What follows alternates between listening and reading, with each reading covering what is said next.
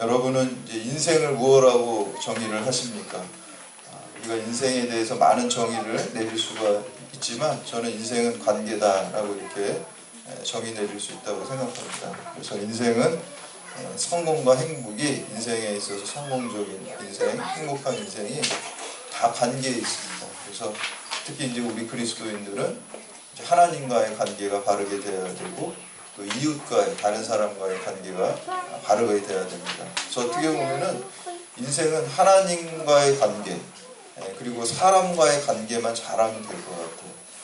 그래서 이제 성공한 사람들을 이렇게 보면은 다 인간관계가 대부분 다 좋더라고요. 그래서 뭐 우리가 이제 공부 잘하고 우리 자녀들도 그런 것도 중요하지만 인성교육이 중요하잖아요. 그래서 이제 사람과 관계를 잘하고 사회성을 잘 갖고 있는 것이 그 사람이 이제 성공하는데 관건이죠. 그래서 우리가 성공의 열쇠는 뭐 인간관계에 있다 이렇게 얘기를 하거든요.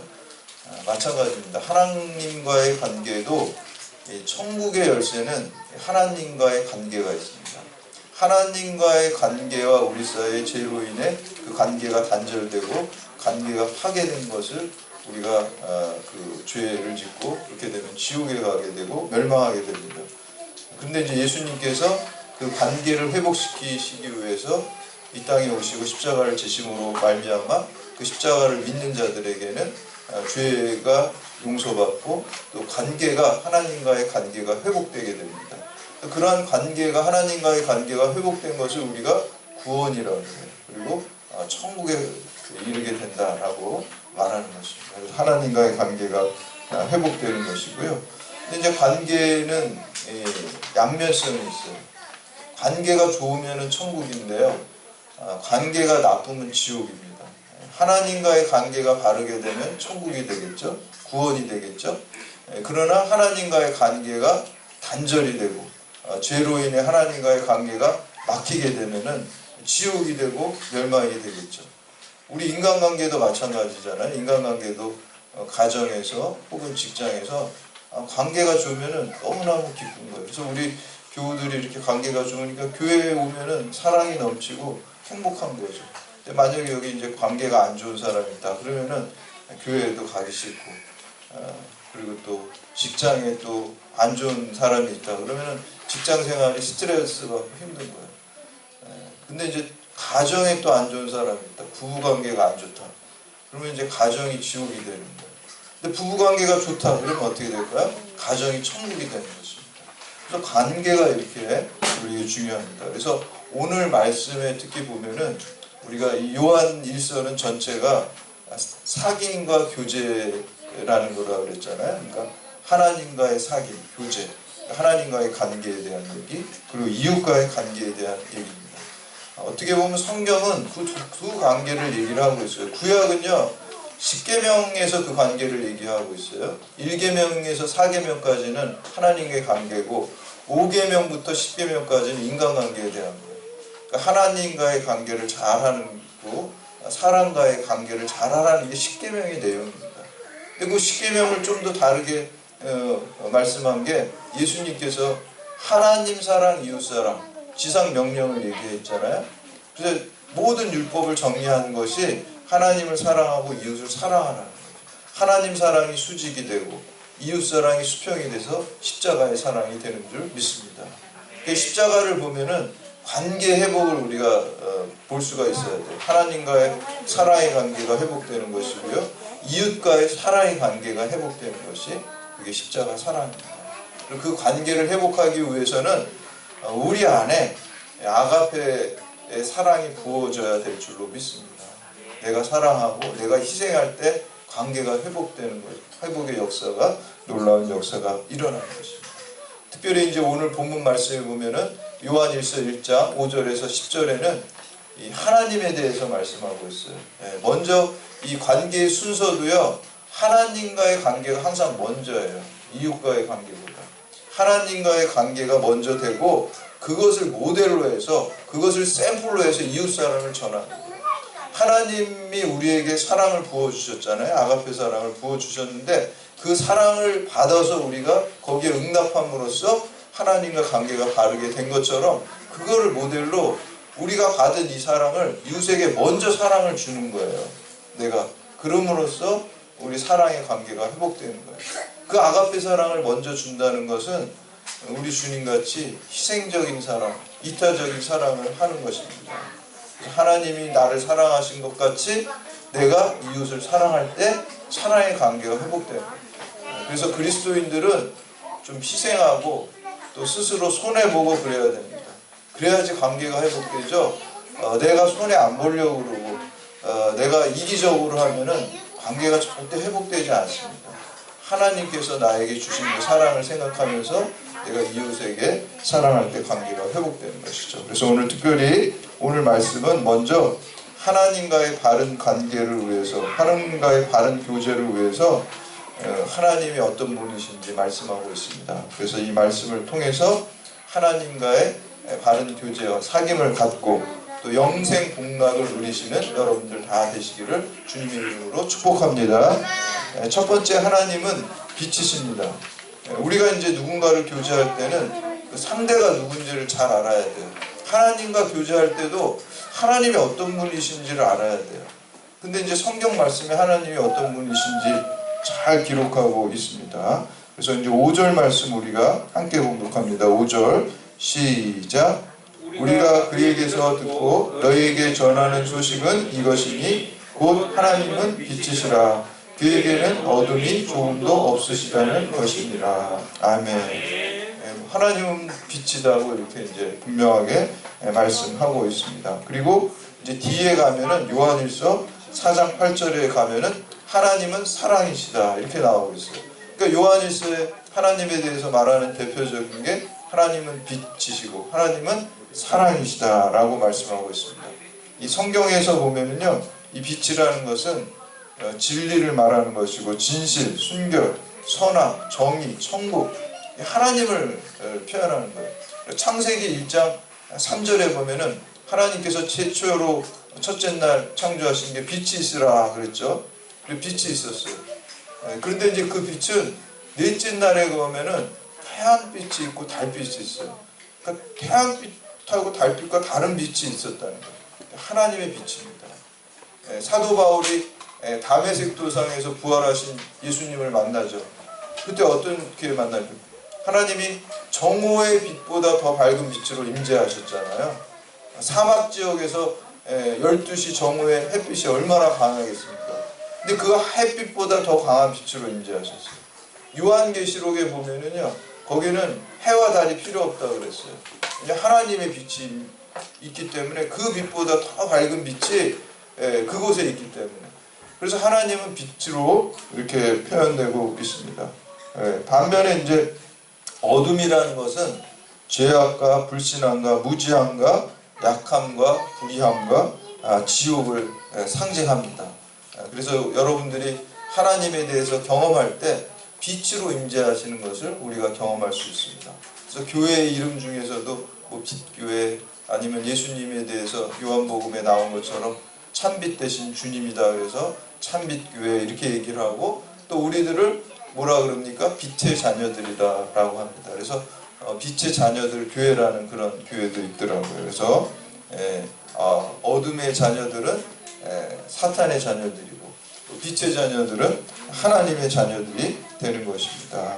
이렇게 볼 수가 있습니다. 이 사탄이 공중권세를 잡은 이 세상은 어둠의 세상입니다. 악령도 큰 능력이 있어요. 근데 우리가 겁낼 게 없어요. 어둠을 없애는 건요, 빛이 임재하면 어둠이 사라지게 돼 있어요. 여러분 밤에 이렇게 아무도 없는 집에 들어갈 때 집이 이제 컴컴하잖아요. 불이 컴컴한데 그 어둠이 어떻게 하면 없어집니까? 불을 딱 켜면 게 한순간에 다 없어지게 됩니다. 마찬가지입니다. 우리 안에 있는 이 어둠들도 하나님의 빛이 임재할 때 그 어둠이 다 물러가게 될 줄로 믿습니다. 거기에 진리와 생명과 천국이 임재하게 되는 것입니다.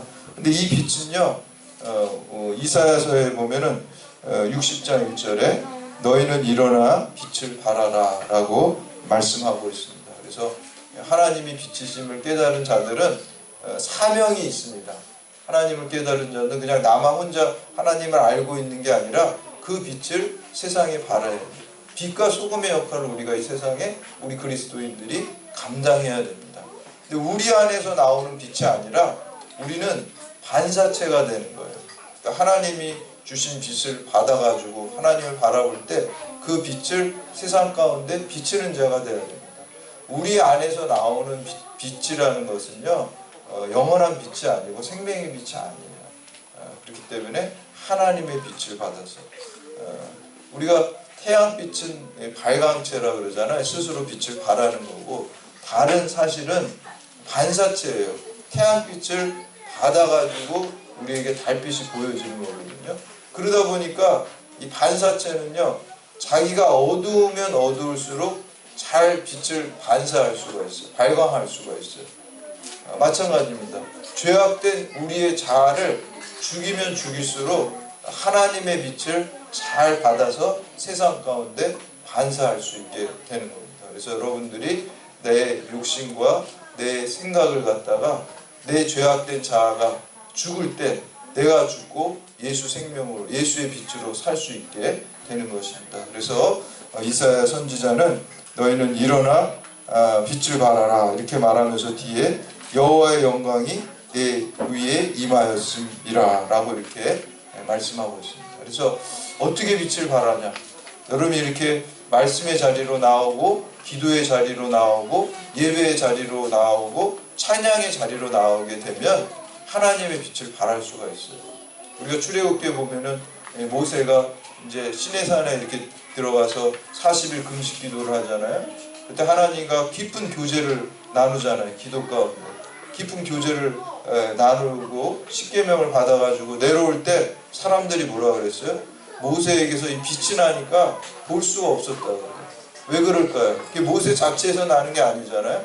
하나님과 깊은 교제에 있는 사람은 그러한 빛이 나게 되는 것입니다. 그래서 우리도 말씀과 기도와 찬양과 예배 가운데 늘 여러분들이 주님과 깊은 교제를 나누게 되면 이 세상에 그 빛을 받아서 발하고 사명을 감당하게 될 줄로 믿습니다. 두 번째는 어둠의 일을 버리고 빛 가운데 행하시기를 바랍니다. 이 빛과 어둠은 공존할 수가 없죠.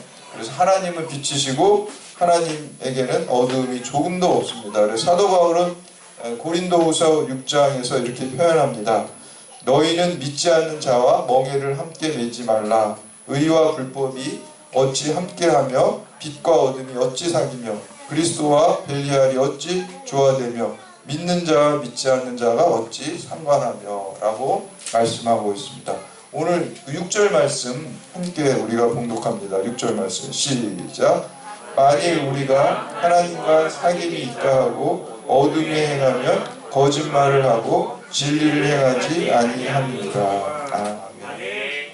하나님은 빛이신데 생명이시고 진리시고 또 선하시고 정의이신데 하나님과 사귐이 있다고 하나님과 교제가 있다고 하면서 내가 어떤 어둠의 일을 계속해서 한다고 하면 그거는 이제 거짓말하는 것이 된다라는 것입니다. 이 사도 요한이 이 편지를 쓸 때 그 당시에 대표적인 이단이 영지주의자들이었어요. 영지주의자들은 플라톤 철학의 영향을 받아가지고 이 육체는 악하다고 생각하고 영적인 것만 선하다고 생각을 했어요. 그래서 자기네들이 특별한 영적인 지식만 가지고 있으면은 다 구원받고 괜찮다 그랬어요. 그러니까 몸은 아무렇게 해도 되는 거예요. 그러니까 막 성적으로 부도덕하고 그렇게 살아도 나는 영적인 지식이 있으니까 구원받는다. 그게 이단입니다. 영지주의자가 가장 큰 이단이었어요. 근데 오늘날도 이런 이단들이 있어요. 이제 구원파 같은 경우가 이제 그런 경우고요.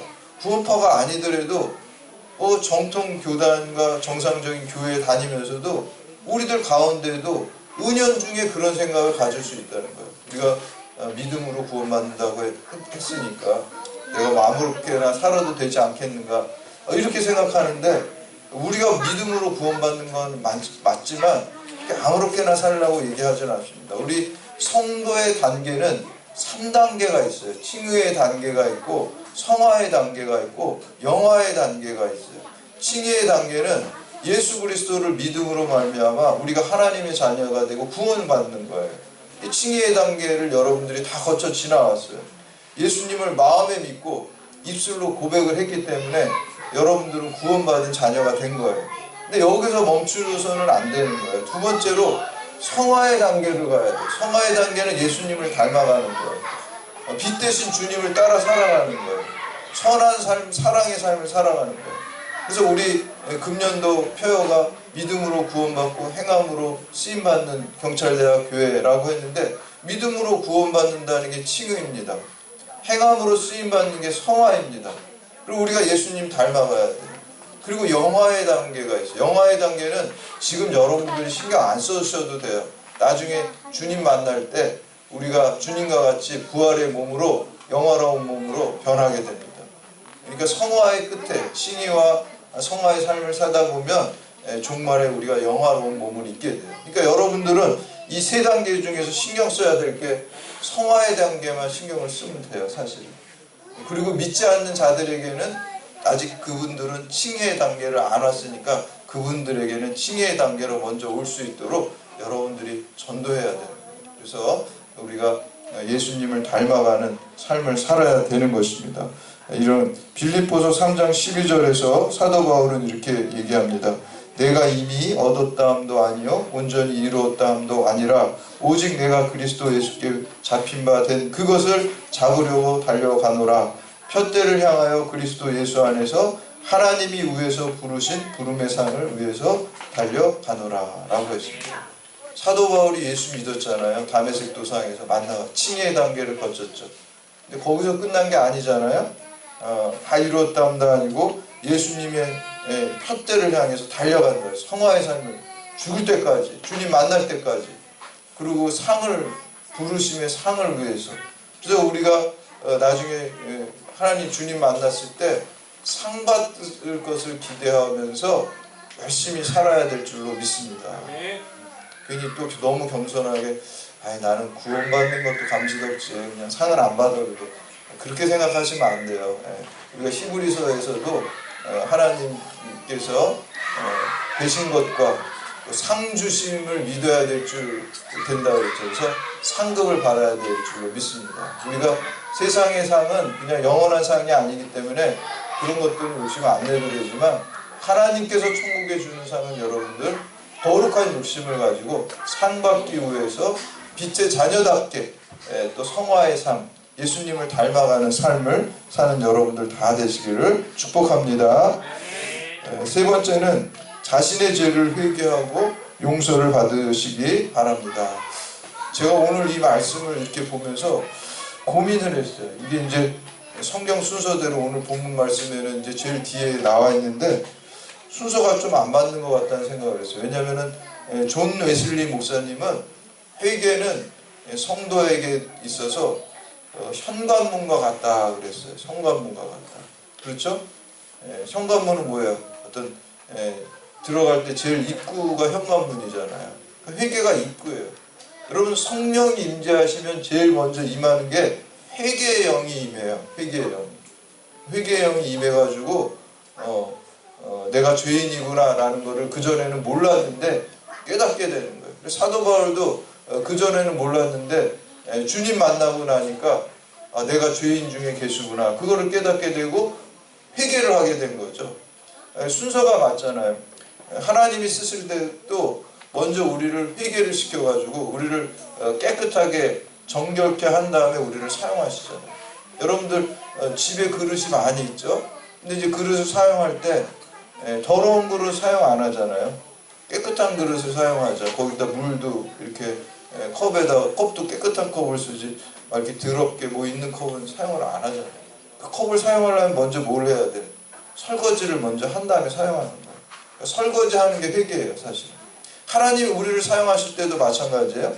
우리를 회개하게 하셔서 먼저 깨끗하게 하고 그 죄를 씻어낸 다음에 그런 다음에 이제 사용을 하시는 거예요. 그렇기 때문에 항상 하나님이 쓰실 때는 회개의 영이 먼저 임하고 성령이 임재하실 때는 우리가 먼저 우리의 죄를 회개하고 토설하게 되는 것입니다.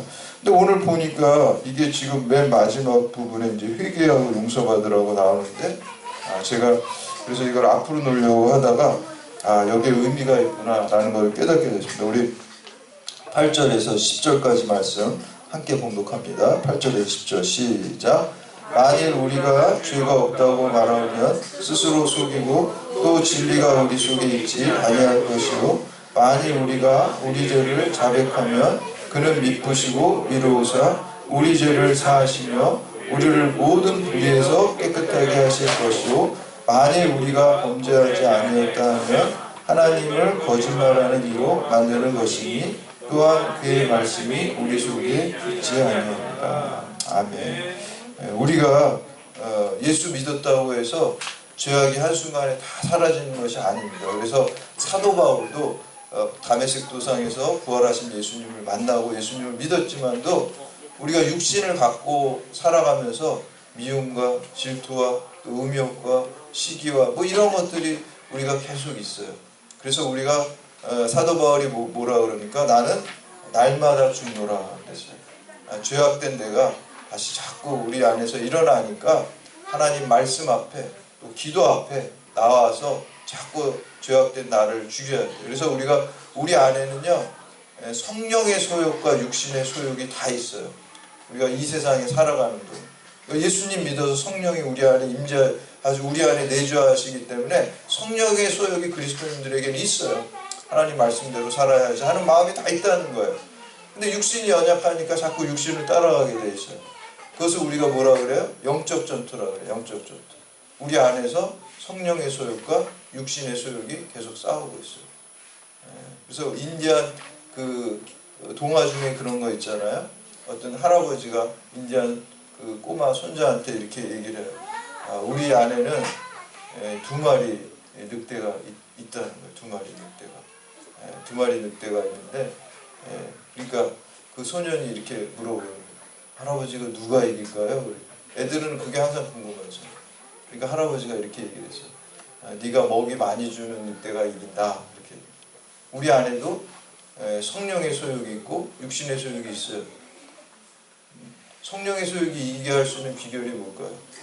먹이를 많이 준다. 그러니까 우리가 말씀과 기도와 예배의 자리로 우리가 의식해서 그쪽으로 자꾸 갈 때 성령 충만하게 될 줄로 믿습니다.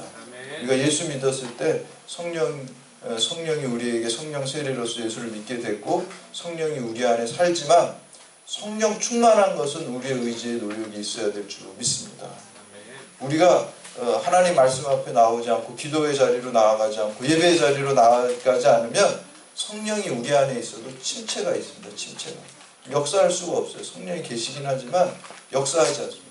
성령 충만할 때 역사하게 되는 거예요. 우리가 말씀과 기도와 예배의 자리로 계속해서 여러분들이 나아갈 때 성령 충만하고 성령의 열매가 열리게 되고 또 축복받고 쓰임받게 될 줄로 믿습니다. 그래서 사도 바울이 이 사도 요한이 자신의 죄를 회개하고 용서받으라는 말을 뒤에다가 놓은 이유가 우리가 예수를 믿었어도 계속해서 죄악들이 오기 때문에 그것을 씻어내는 회개가 있어야 된다라고 말씀하고 있습니다. 여러분 우리 구약에 보면은 이스라엘의 첫 번째 왕이 사울 왕이고 이제 두 번째 왕이 다윗 왕이 있죠. 이 두 사람의 결정적인 차이점이 무엇인지 아십니까? 하나님이 이 사울 왕은 X표 쳤잖아요. 다윗 왕은 동그라미 쳤잖아요. 근데 제가 이렇게 보니까 별로 큰 차이도 없어요. 인간적으로 볼 때. 그리고 죄 지은 것도 이렇게 보면은 사울 왕은 그 하나님이 그 전쟁에 나가서 다 진멸하라 그랬는데 좀 그 말을 안 들었어요. 그 왕도 좀 아멜렉 왕도 살려가지고 왔고 또 그 짐승들도 좀 좋은 거는 좀 가지고 왔고 그랬어요.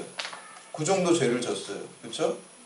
근데 다윗 왕이 죄 지은 거 한번 보세요. 자기 충성된 부하를 갖다가 우리아의 아내를 갖다가 자기가 부하의 아내를 하고 간음을 했어요. 얼마나 큰 죄예요. 그리고 거기서 끝나지 않았죠? 그걸 덮으려고 어떻게 했어요? 그 부하를 죽이도록 살인 사주를 했잖아요. 그러니까 부하의 아내하고 간음했죠. 살인 사주했죠. 누구 죄가 더 큽니까? 우리가 상식적으로 볼 때. 사울 왕보다 다윗 왕이 훨씬 큰 것 같이 우리가 보이잖아요. 그렇죠? 근데 차이점이 있어요. 차이점이. 다윗 왕이 더 큰 죄를 진 것 같은데 사울 왕은 회개를 안 했어요. 사무엘이 꾸짖을 때 뭐라 그래요? 이거 뭐 내가 갖고 온 게 아니라 하나님한테 부하들이 갖고 왔고, 또 이거 내가 가지려고 그런 게 아니라 제사 드리려고 양하고 뭐 이런 거 내가 갖고 온 거다. 이렇게 이제 거짓말을 하잖아요. 그렇죠? 회개를 안 하잖아요. 그러니까 용서받지 못하고 하나님 엑스포 친 거예요. 근데 다윗왕은 어때요? 어마어마하게 큰 죄를 졌잖아요. 아주 그냥 있을 수도 없잖아요. 인간 내장될 만한 죄를 졌잖아요. 근데 하나님이 왜 동그라미 쳤어요? 참회하고 자복하고 눈물 흘렸다. 가슴을 찢으면서 하나님 앞에 회개하면서, 다윗이 두려워한 거는 자기 왕위를 잃어버리고 자기 돈을 잃어버리는 게 아니에요. 하나님의 영을 내게서 거두지 마옵소서. 찬양도 있잖아요. 하나님이 나를 떠나는 걸 가장 두려워했어요. 그걸 붙들었어요, 다윗이. 그렇기 때문에 하나님께서 그의 큰 죄에도 불구하고 그의 진정한 회개를 보고서 하나님 용서하시고 그를 하나님의 사람으로 세우신 것을 볼 수가 있습니다. 여러분, 우리가 죄를 안 짓는 게 좋죠, 첫 번째는. 그러나 우리가 죄를 지어도 다윗과 같이 하나님 앞에 진심으로 회개하고 삶을 돌이키고 마음을 돌이킬 때 하나님께서 우리를 십자가의 사랑으로 용서하시고 우리를 크게 사용하실 줄 믿습니다. 그래서 오늘 말씀에 자신의 죄를 회개하고 용서받으라고 이렇게 말씀하고 있습니다. 그래서 예수님께서도 기도할 때 바리새인처럼 자기의 의를 내세우는 기도가 아니라 자신이 죄인이라고 고개도 못 드는 세리의 기도를 드리라고 말씀하고 있습니다. 여러분이 한경직 목사님 아시죠? 이분이 이제 기독교의 노벨상이라고 할 수 있는 이 템플턴 상을 수상을 하셨어요. 근데 이분이 이 상을 수상하고 그 말씀에 단에 올라가셔서 이렇게 얘기를 하셨어요. 나는 이 상을 받을 만한 자격이 없습니다. 나는 일제시대 때 심사천배를 한 사람입니다. 그런 나에게 하나님이 이런 상을 주시는 것은 아마 나 같은 자도 하나님이 들어 쓰신다는 것을 보여주시려고 하신 것 같습니다. 이게 수상 소감이셨어요. 그 공적인 자리에서 이렇게 그 목사님이 이렇게 말하기가 이게 쉽지 않습니다. 자기 죄인이라고 자기 죄를 다 고백을 하는 거예요. 하나님께서 그래서 그 목사님을 크게 사용하시는 줄 믿습니다. 그래서 우리가 항상 회개의 자리로 나오고 24시간 찬빛 되시는 주님 바라보면서 빛이 이렇게 팍 비치게 될 때 우리가 다 보이고 드러나게 되는 거예요. 하나님의 찬빛이 우리에게 임하게 될 때 우리의 죄가 깨달아지는 거예요. 여러분 회개하고 또 하나님 바라보면서 하나님과 깊은 교제 속에서 진리와 기쁨과 평안을 누리시고 또 빛을 이 세상 가운데 발하시고 믿지 않는 자들을 이 빛으로 진리로 생명으로 인도하는 여러분들 다 되시기를 주님의 이름으로 축원합니다. 이제 다